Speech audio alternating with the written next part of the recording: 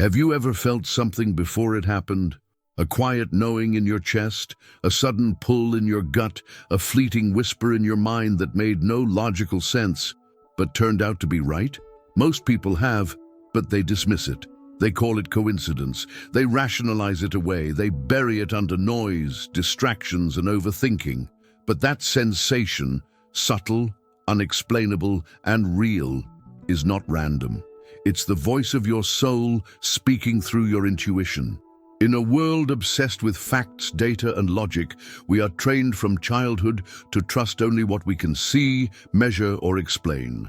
We're told that certainty comes from proof and that decisions must be calculated. But life isn't a spreadsheet.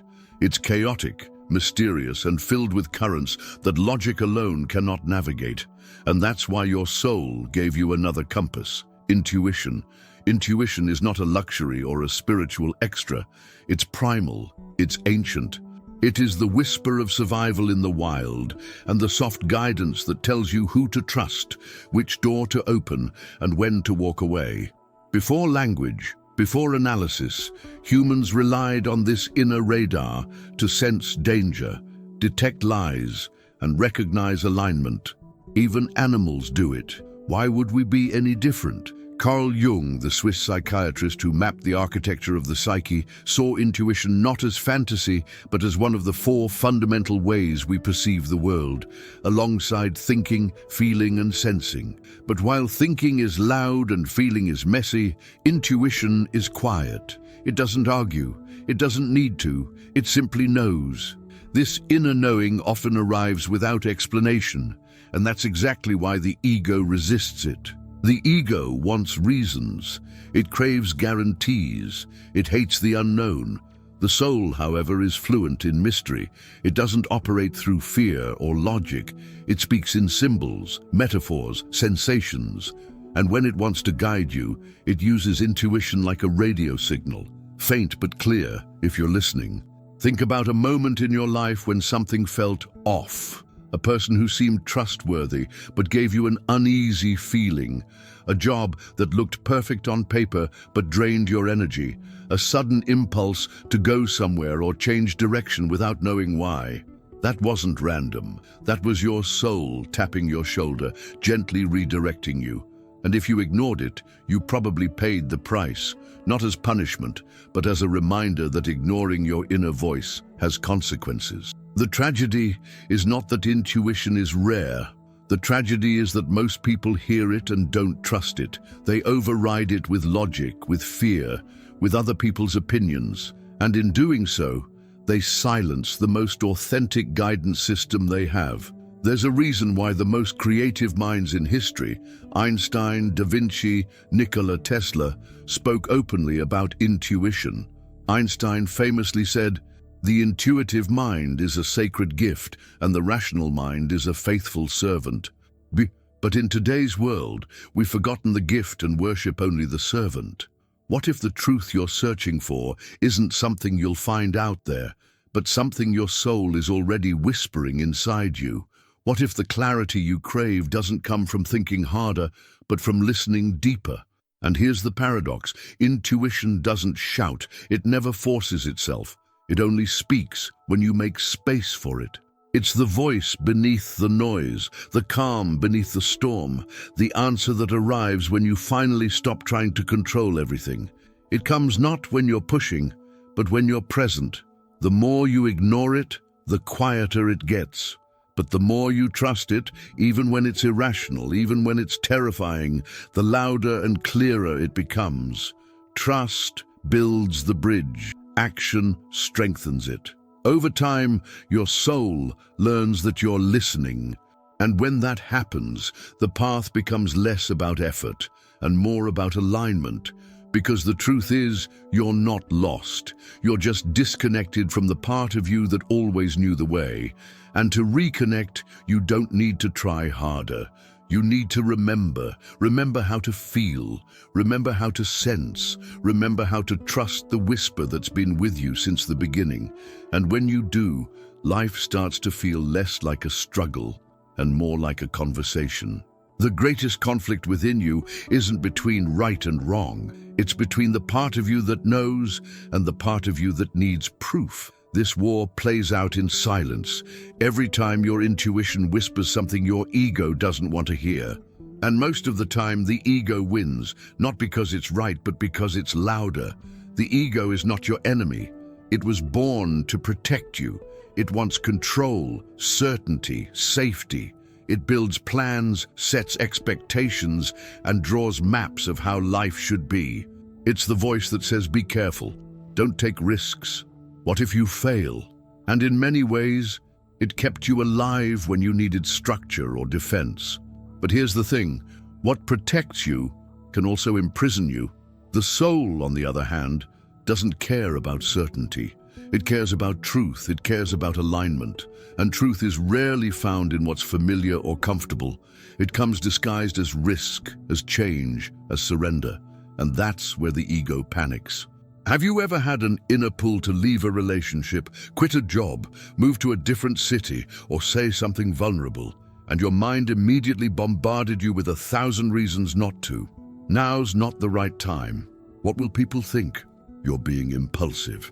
That's the ego, grasping for control, terrified of the unknown. But deep down, some part of you already knew the answer. You just couldn't act on it. This is the quiet war between ego and intuition. The ego is a master of logic and justification. It constructs mental scaffolding to support decisions, even if they go against your inner knowing. It will tell you that you need to think it through, that you're being irrational, that your instincts are unreliable.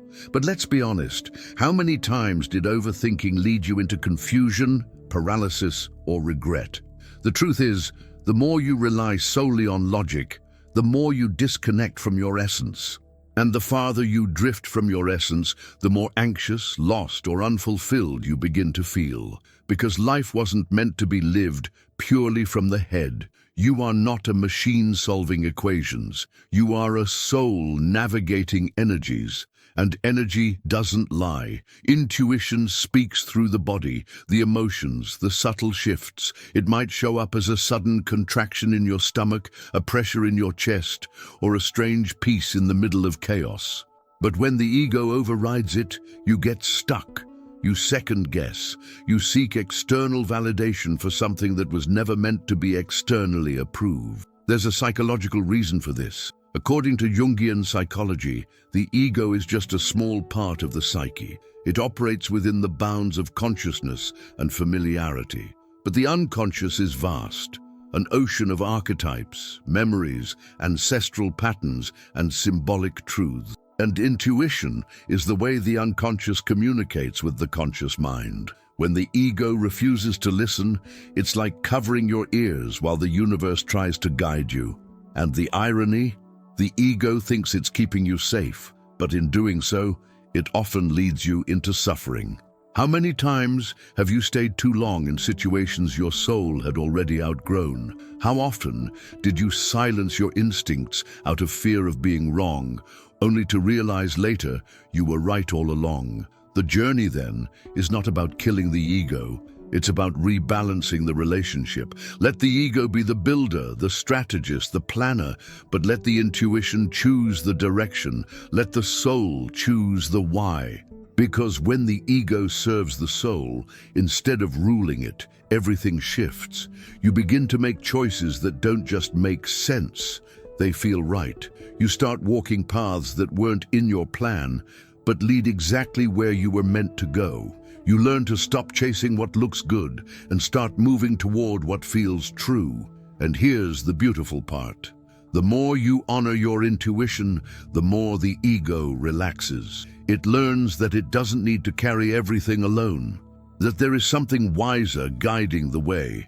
And in that surrender, you finally begin to live, not just survive. If you're feeling this message deeply, take a moment to support the channel. Subscribe, share this video with someone who needs it, and help us reach more souls, awakening to their inner wisdom. Your energy, your presence here, it matters more than you know. Now take a deep breath. Notice how your body feels. There's a reason you're still watching. Somewhere inside, your soul recognizes this truth, and that inner recognition is where something begins to awaken. There's a hidden ocean beneath everything you think you know, a realm beneath your thoughts, deeper than your memories, ancient, symbolic, collective. And when your intuition speaks, it often doesn't speak only for you. It speaks through you, echoing from this deeper ocean, the unconscious collective. Carl Jung called it the collective unconscious, a vast reservoir of wisdom, patterns, and archetypes shared by all of humanity. It's where the soul dips its hands to retrieve the images that show up in your dreams, your visions, your sudden feelings of déjà vu, your silent hunches.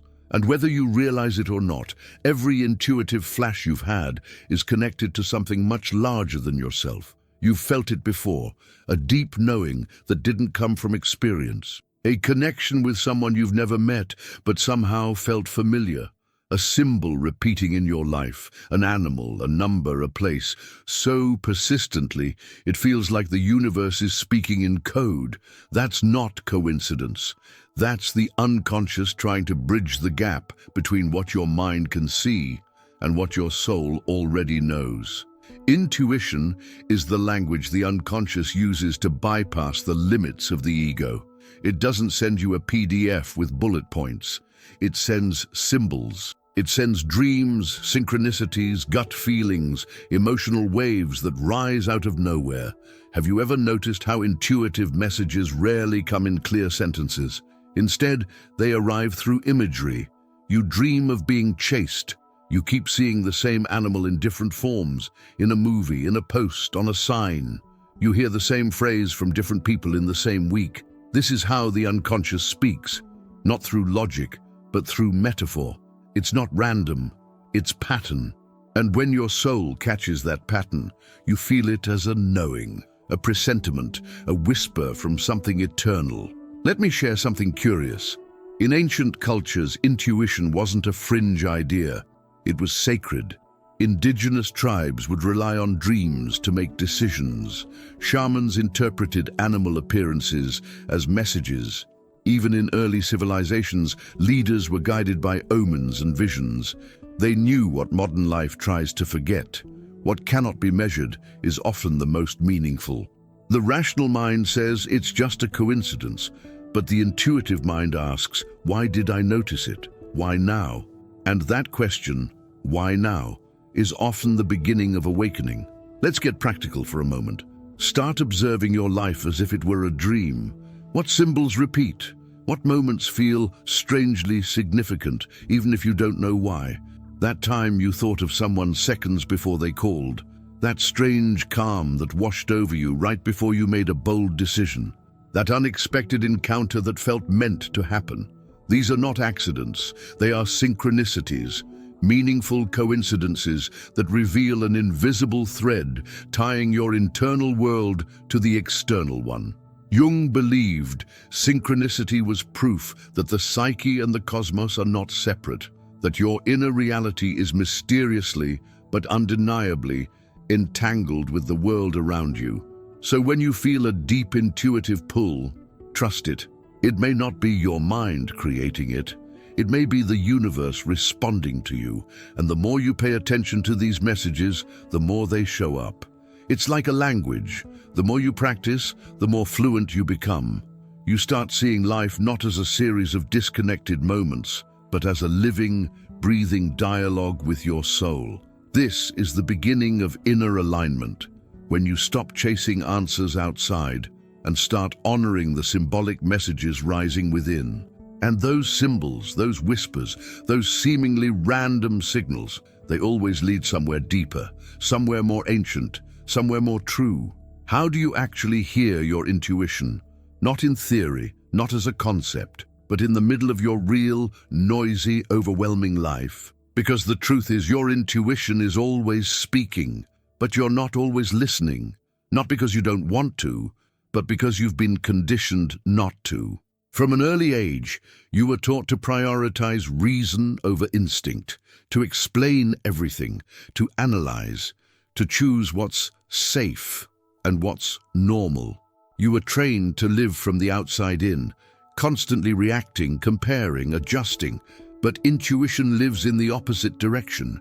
It flows from the inside out. And to hear it, you must first remember how to come home to yourself. It starts with slowing down, because intuition doesn't scream, it whispers. It lives in the spaces between your thoughts. And most people are so busy thinking, reacting, consuming, scrolling, they never even notice those spaces exist. Have you ever noticed how the clearest insights often come when you're not trying? In the shower, on a walk, right before falling asleep. That's not random. That's your brain entering an alpha state, the space between wakefulness and dreaming, where logical resistance softens and intuitive signals can finally rise. To access this space more often, you need to create intentional stillness. That doesn't mean you have to sit cross-legged for hours. It means carving out small, sacred moments in your day where your nervous system can settle. That might be a quiet walk without your phone, a few minutes of deep breathing before bed, journaling stream of consciousness without editing, sitting by a window, simply observing, asking a question, and waiting without forcing the answer. Because intuition doesn't come from pressure, it comes from presence.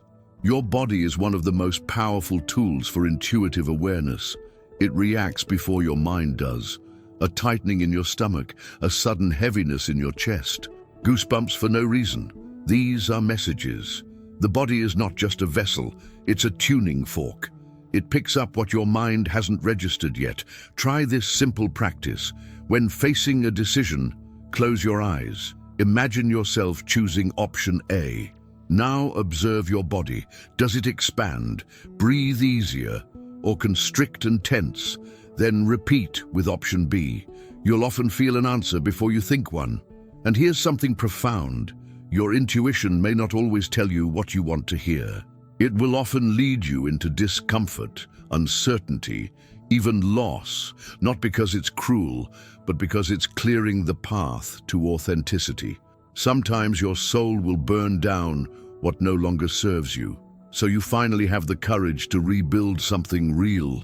The key is learning to trust it anyway, even when it's inconvenient, even when no one else understands. Because over time, every time you listen, you build a deeper bond with your inner truth. You stop outsourcing your guidance. You stop waiting for permission, and you begin to move in rhythm with something greater than logic, something sacred. Some cultures call this following the flow. Others call it alignment. But the sensation is universal, a sense of ease, synchronicity, quiet power, as if the universe is leaning in your direction. And once you begin to move from this space, you realize something unexpected. You're not just hearing your intuition, you're becoming it. It stops being a voice you occasionally notice and becomes the language you live through. Trusting your intuition is not about always knowing the outcome. It's about moving even when you don't. This is where most people hesitate, because we've been taught that certainty comes first, then action. But intuition works in reverse. You act before you're certain.